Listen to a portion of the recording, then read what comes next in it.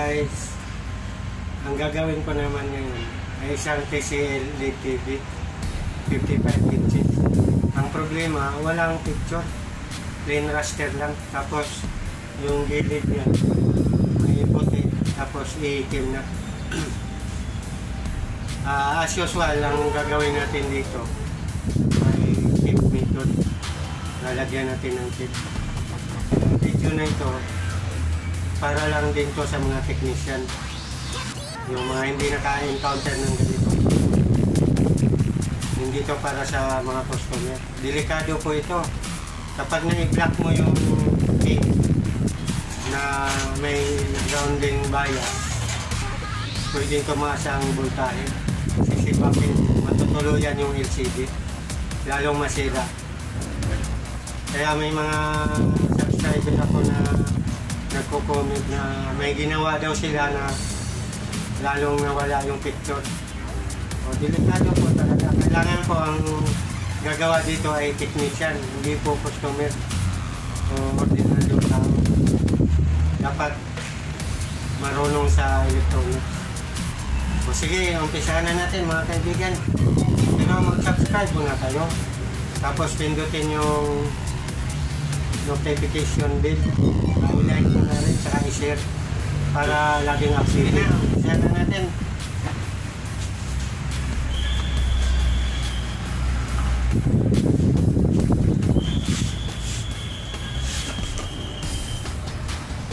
Ito na.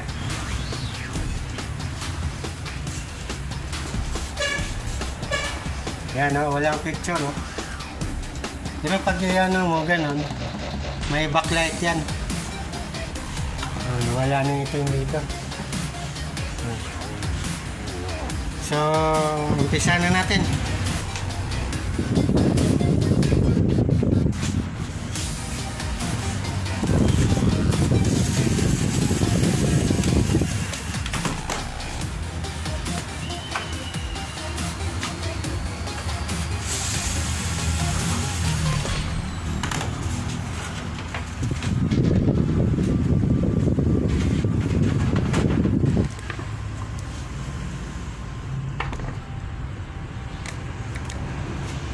Dito po tayo mag-concentrate dito.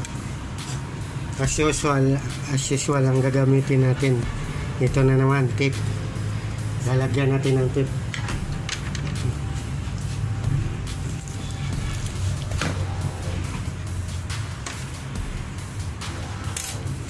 Masyadong manipis na yung tape natin.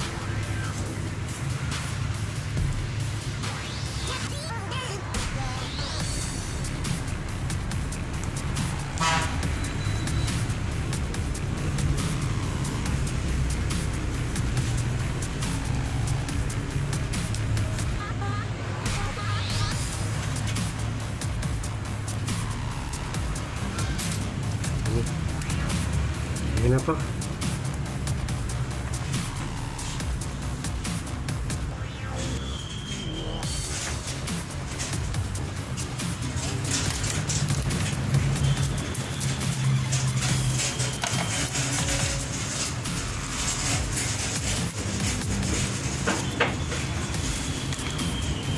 Dito po. Ito. Ayan, klaro yan ha.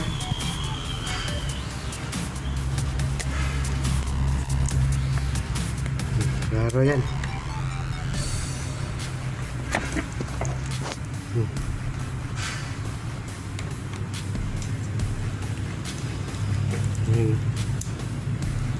Klaro yan ha.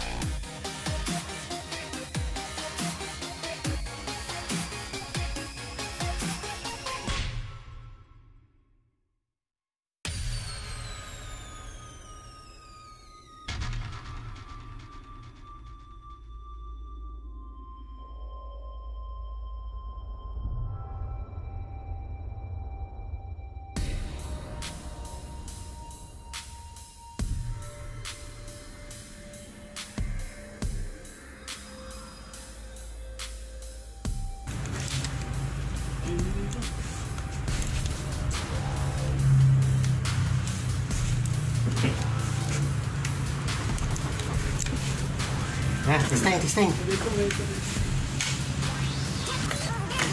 Testing 1, 2, 3.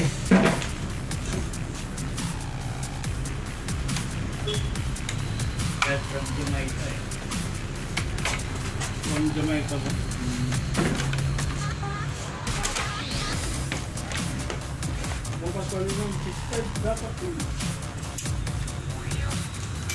Testing, testing natin.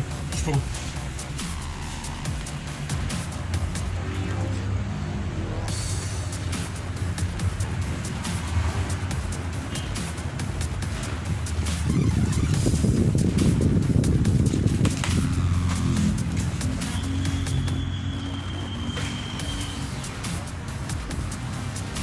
Apa, kalahati.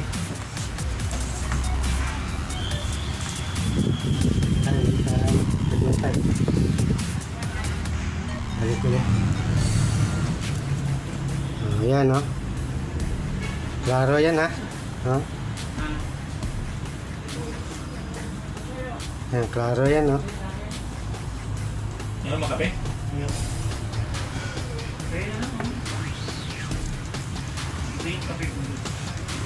Dixon? May Dixon sila dun eh.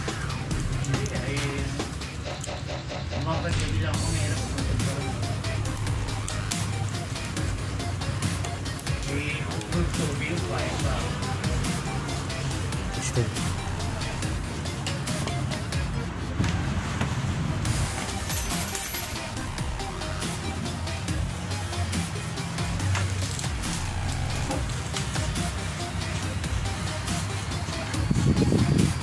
Yan mo. Okay na po. May display na po. Ayos. Ito sa'yo, Doktor. Ano, gumagano na sila kasi eh. Nire-record mo kasi. Kaya na ako eh. Malaki rin yan, ano? Okay na, okay na. Sige. Ito na natin, 65 pala yan eh. Isara na natin, isara na natin. 65 yan, Dok. 50 lang. Ha, isasara na po natin.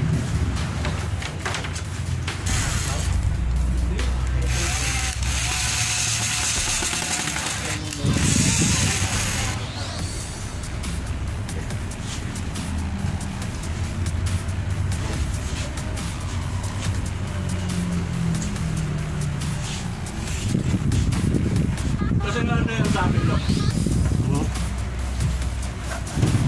65 po natin. Hindi na yan, Dok. Dahil dyan, bakit ang tuloy yun?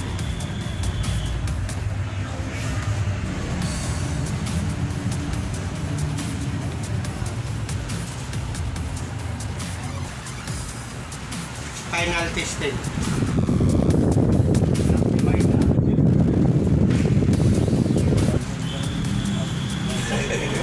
Logo na.